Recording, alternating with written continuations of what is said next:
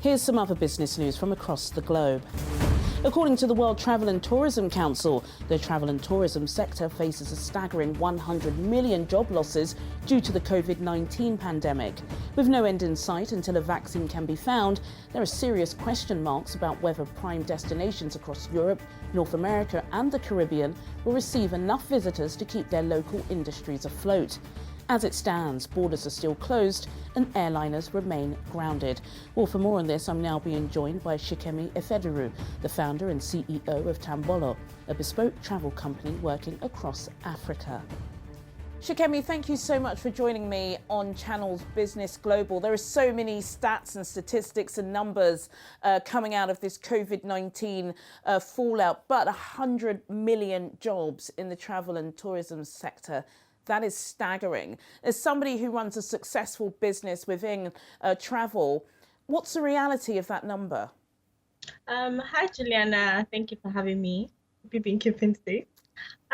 Thing is, this is our reality now. WCTC has predicted that 100 million jobs will be lost. As we all know, for about a month now, or even 2-3 months in some countries, there has been a lockdown.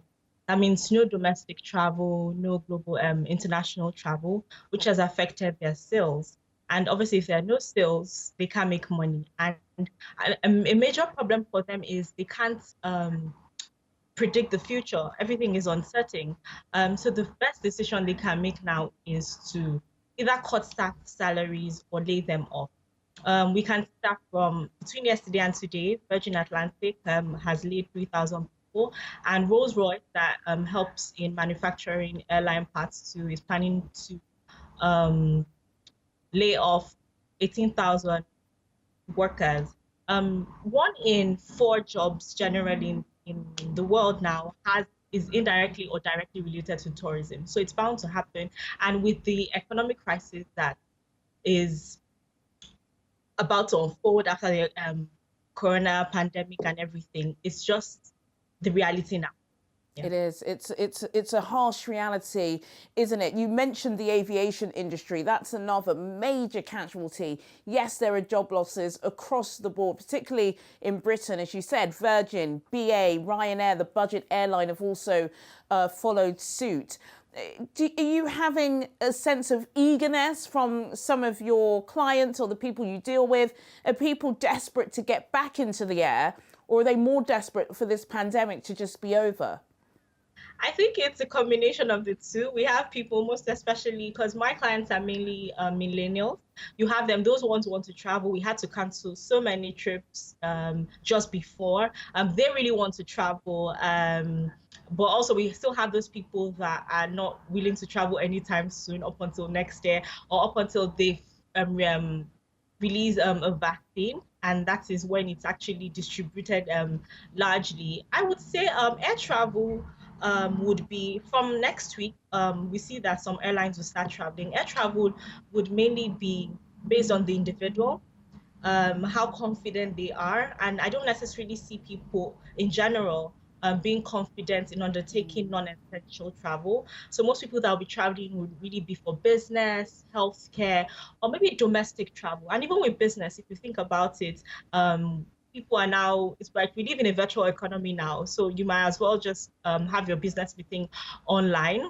So it will be more of domestic travel. But for people that want to travel, I know that WTTC, UNWTO, and WHO are really working on implementing hygiene and safety measures to ensure that the traveler's experience is seamless and smooth. Obviously, compulsory wearing of masks, deep cleaning of airlines, and they're trying to make everything digital. So we not necessarily would have people at the check-in counters, which relates to the job loss.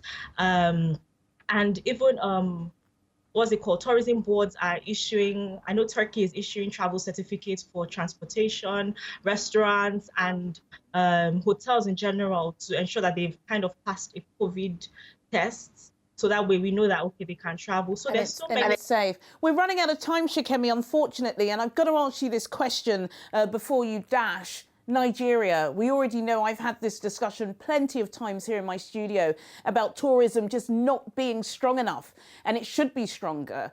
Are you worried about how such a dwindling sector anyway, can survive post-COVID? So for Nigeria, obviously, even without the COVID situation, there's so many factors that affected tourism, security, lack of awareness, and all that. Based on the way the world is now, I don't necessarily see a lot of people traveling internationally. So most people that would want to travel, which would be the 18 to 35-year-olds, would want to do it domestically. So obviously there's a market for it. People would maybe stay in their states, or people in Lagos would have staycations, but that is until the hotels, restaurants, and all these places ensure that their hygiene and safety measures are up to par. It will still be domestically, and I think the government still needs to pay attention to security. So in the area of tourism, aside COVID, there's still a lot of work to be done to encourage people to travel. But generally, people will not be traveling internationally as much. Oh, they won't. They won't at all, will they? They can't even travel to get a coffee at the moment. But Shikemi, thank you so much for joining me on Channels Business Global. Thank you.